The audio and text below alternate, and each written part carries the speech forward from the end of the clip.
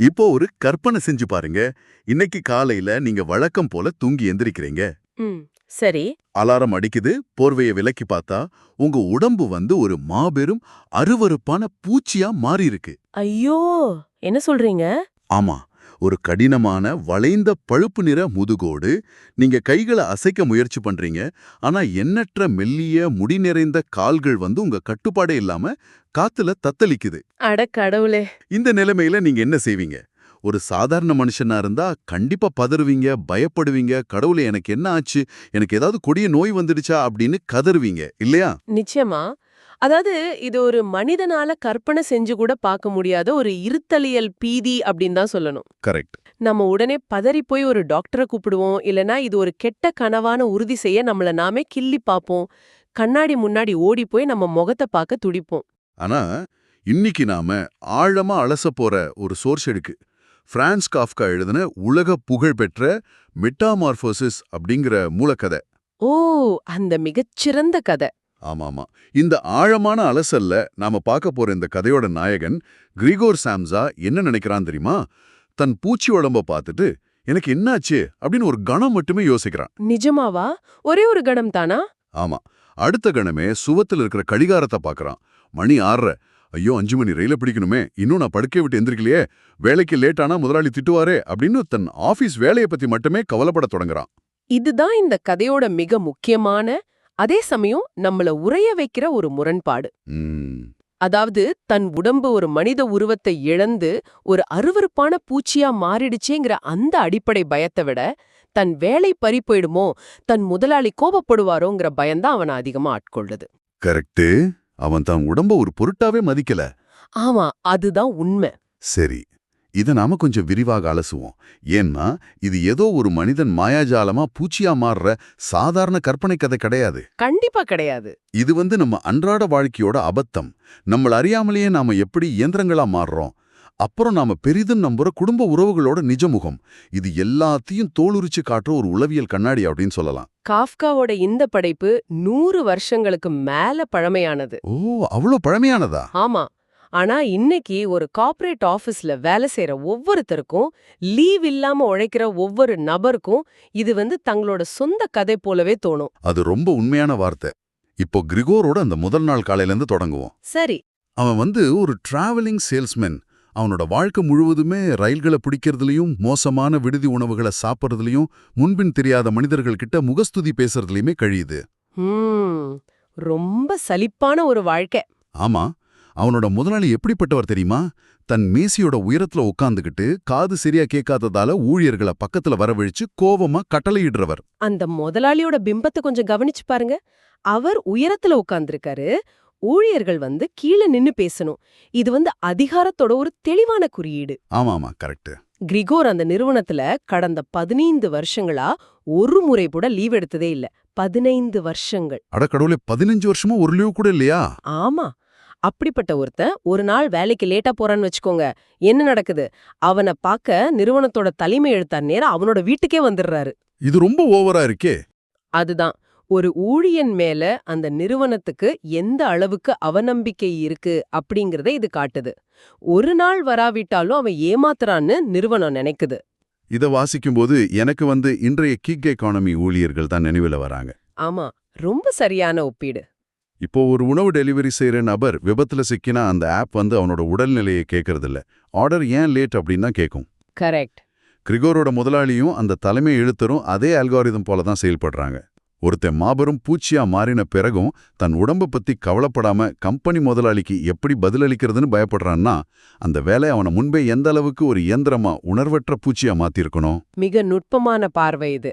இப்போ கிரிகோர் இந்த வேலையை தான் விருப்பத்துக்காக செய்யல அப்படிங்கிறது தான் இங்க நாம கவனிக்க வேண்டிய மைய புள்ளி. ஓ, அவனுக்கு இந்த வேலை பிடிக்காதா? சுத்தமா பிடிக்காது.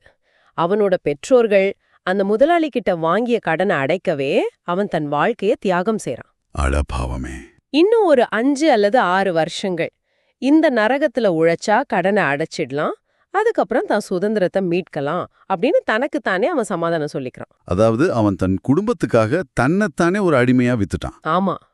அவனோட உடம்பு பூச்சியா மாறுறது அப்படிங்கிறது அவனோட ஆழ்மன அழுத்தத்தோட, அவனோட நிஜமான சமூக நிலையோட நேரடி வெளிப்பாடுதான். புரியுது. அவன் மனதளவுல முன்பே ஒரு அடிமையா நசுக்கப்படக்கூடிய ஒரு பூச்சியா தான் நடத்தப்பட்டான்.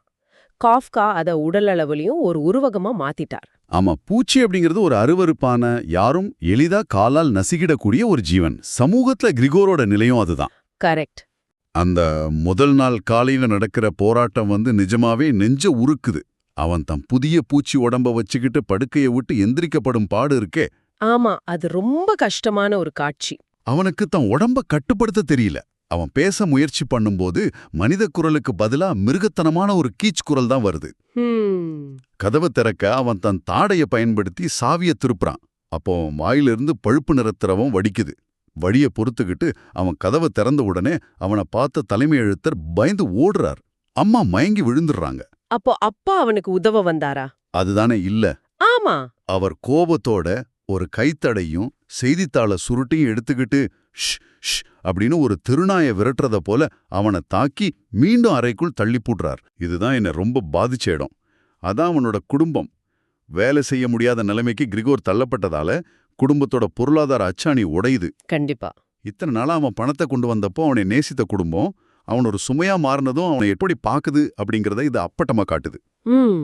அன்பு அப்படிங்கிறது இங்க முற்றிலும் நிபந்தனைக்குட்பட்டது, அதாவது டிரான்சாக்ஷனல் அப்படின்னு சொல்லலாம். ஆமா, நீ சம்பாதிச்சா நீ மகன், இல்லனா நீ ஒரு பூச்சி. குடும்ப உறவுகள் குறித்த நமது புனிதமான பிம்பங்களை காஃப்கா சுக்குநூறா உடைக்கிறார். ஆரம்பத்துல அவனோட சகோதரி கிரேட் மட்டுமே அவனுக்கு உணவளிக்கிறா. பரவாயில்லையே, அவளாவது கொஞ்சம் பாசமா இருக்காளே. ஆமா, ஆனா அதுலயும் ஒரு ஆழமான உளவியல் மாற்றம் நடக்குது, கவனிச்சிங்களா? கிரிகோர் மனிதனா இருந்தப்போ அவனுக்கு பிடிச்ச புதிய பால் இப்போ அவனுக்கு பிடிக்கிறதில்ல. ஓ ஆமா, மனித உணவுகள் அவனுக்கு ஒவ்வாமையை ஏற்படுத்துது. கரெக்ட். அவனோட சுவையும் உணர்வுகளும் ஒரு பூச்சியினுடையதாகவே மாறிடுது.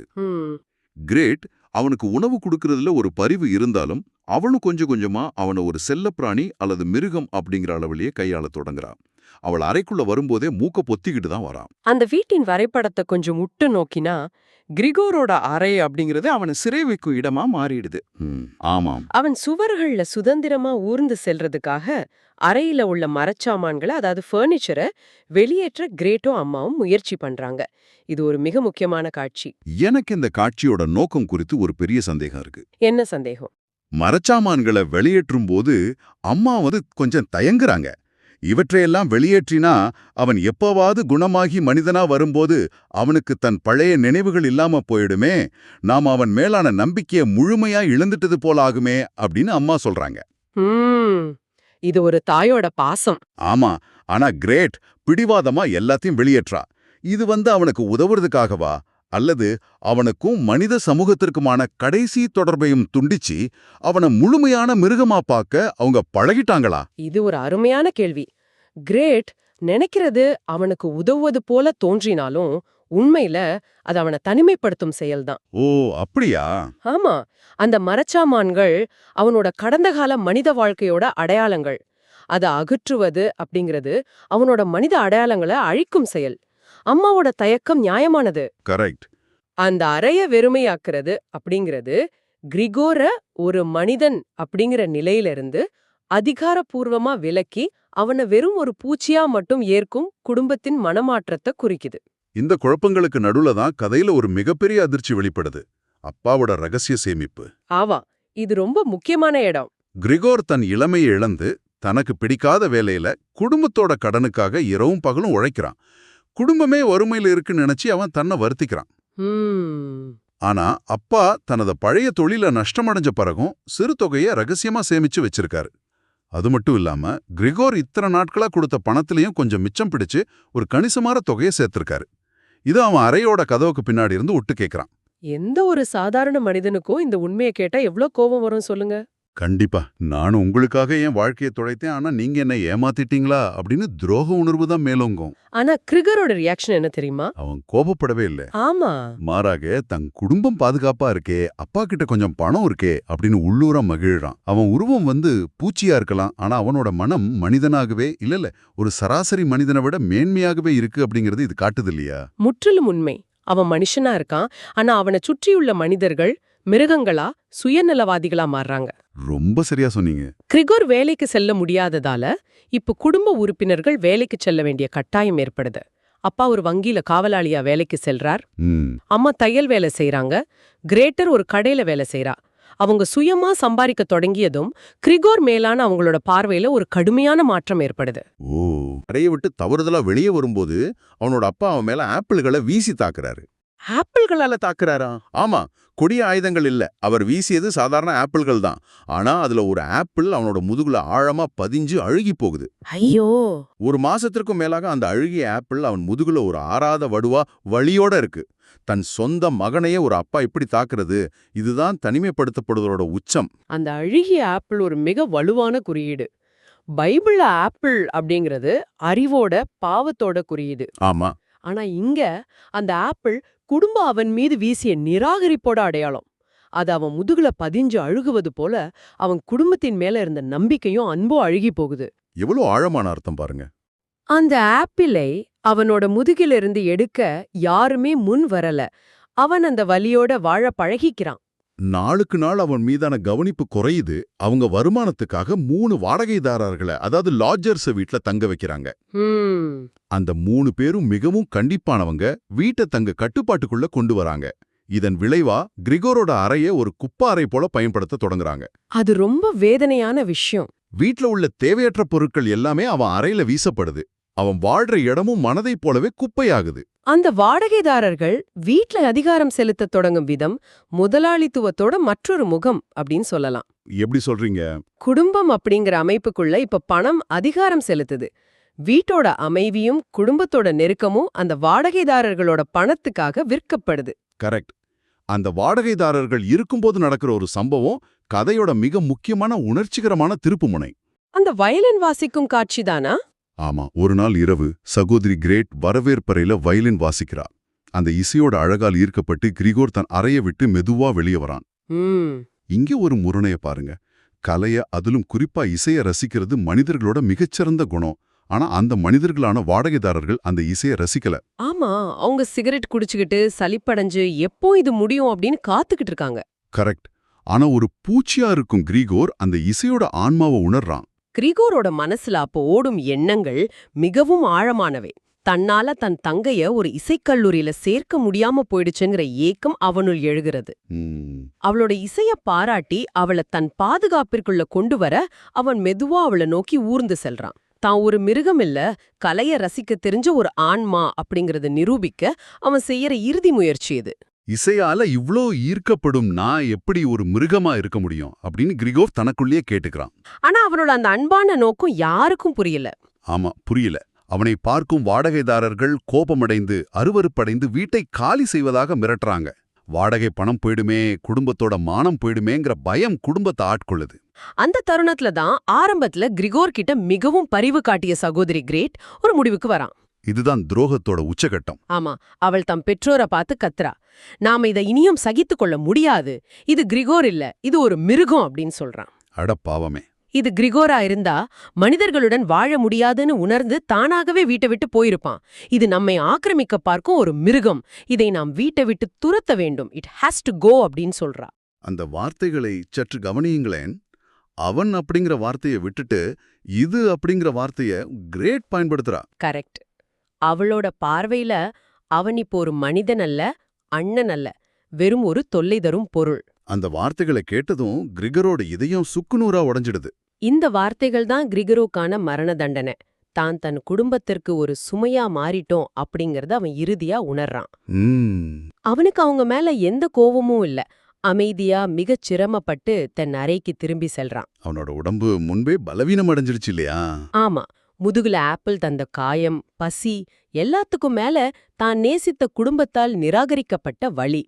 அன்று இரவு அதிகாலை 3 மணிக்கு வலியின்றி அமைதியா தன் இறுதி மூச்ச விடுறான். இது நிஜமாவே ஒரு நெஞ்ச பிழியும் மரணம். இது கொலையா அல்லது குடும்பத்தோட சுமையை குறைக்க அவன் செஞ்ச தியாகமா? பெரிய கேள்வி இது. ஆனா அவன் இருந்து கிடப்பத பார்த்த குடும்பத்தோட எதிர்வினை என்ன தெரியுமா? அவங்க அழுதாங்களா?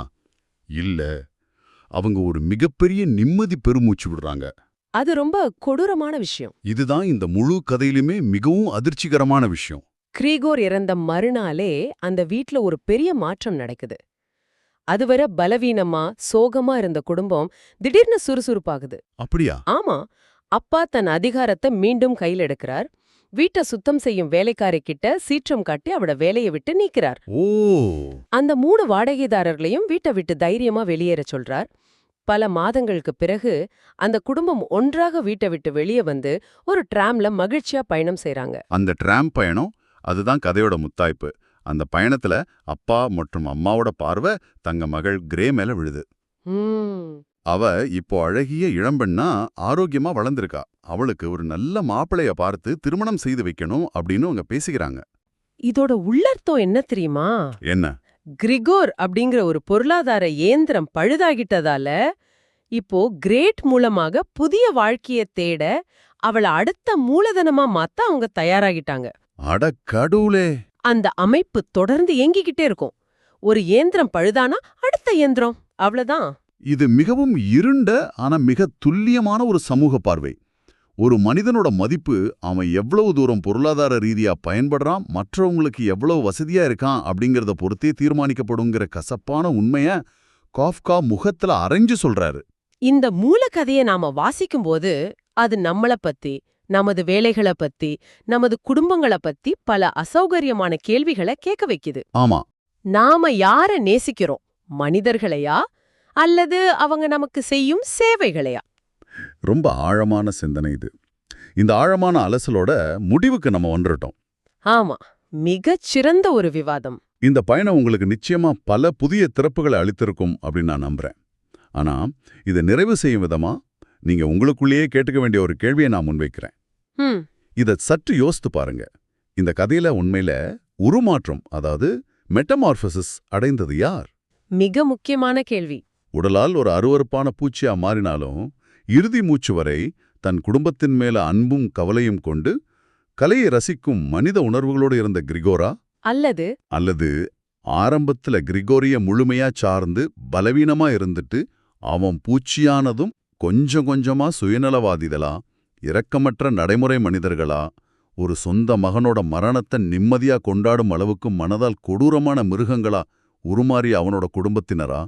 அபாரம். இந்த கேள்வியோட நீங்க உங்களை சுற்றியுள்ள உறவுகளையும் சமூகம் உங்களை அளவிடும் விதத்தையும் நீங்களே ஒரு முறை சுயபரிசோதனை செஞ்சு பாருங்க. இவ்வளவு நேரம் கேட்டதுக்கு ரொம்ப நன்றி. இந்த Tamil voice reads channel monetisation இல்லாம தான் நடக்குது. இந்த ஆடியோ புத்தகம் உங்களுக்கு பயன் தருது என்று நினைத்தால் இந்த முயற்சி தொடர்ந்து போக உங்க ஆதரவும் மிகவும் உதவும். என்னோட இந்த முயற்சிக்கு நன்கொடை அளிக்க விருப்பம் இருந்தால் டிஸ்கிரிப்ஷன்ல கொடுக்கப்பட்டுள்ள UPI ID மூலம் வழங்கலாம். உங்களால் முடிந்த அளவு போதும். சிறிய ஆதரவும் பெரிய உதவிதான். ஆமா, கண்டிப்பா ஆதரவு தாங்க. இந்த வீடியோ உங்களுக்கு பயனுள்ளதாக இருந்தால் சப்ஸ்கிரைப் பண்ணுங்க. மற்றவர்களுக்கும் பகிர்ந்து கொள்ளுங்கள். இந்த கருத்துக்கள் அவர்களுக்கும் தேவையாக இருக்கலாம். லைக் பண்ணுங்க. உங்க கருத்துக்களை கமெண்ட்ல பகிருங்கள். மனப்பூர்வமான நன்றி. மீண்டும் சந்திப்போம்.